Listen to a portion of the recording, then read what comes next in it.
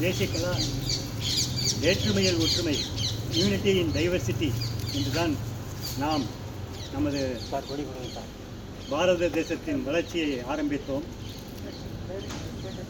நமது தேசம் மொழிவாரியாக மாகாணங்களாக பிரிக்கப்பட்டு பல மொழிகள், பல மதங்கள், பல இனங்கள் கொண்ட ஒரு நாடு, ஒரு பெரும் நாடு.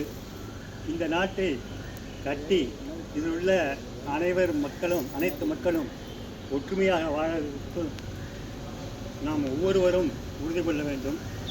அதற்கு நம்மிடையே உள்ள வேறுபாடுகளை கலைந்து நாம் எல்லோரும் எந்த விதமான காமன் வேலைகளிலும் ஒன்றுபட வேண்டும்.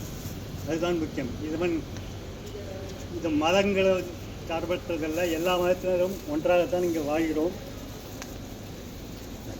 வாழ்க்கையில் 3 principles, that is P's, 3 P's என்று சொல்வோம்.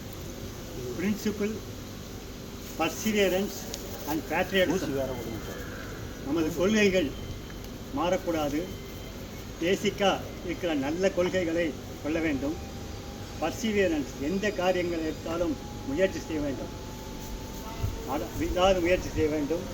And patriotism, most important of all. நாம் இந்தியன் என்று நினைக்க வேண்டும்.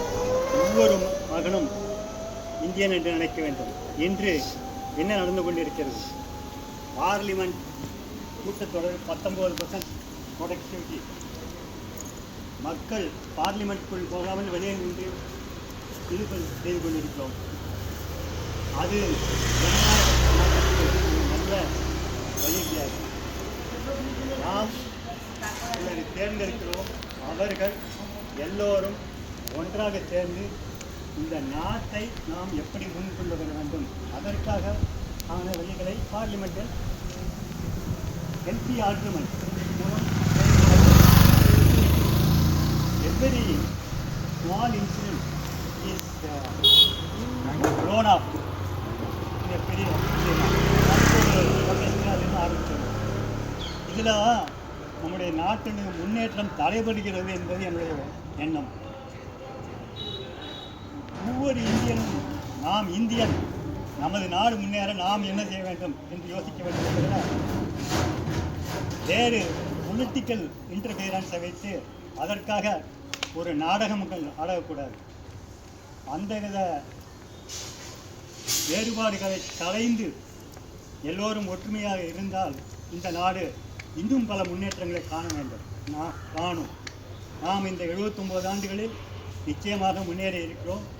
ஆனால் இந்த முன்னேற்றம் போராது. டாப் 100 பிராண்ட்ஸில் இன்றைக்கி நம்ம பிராண்டு ஒன்றும் கிடையாது, இந்தியா பிராண்டு.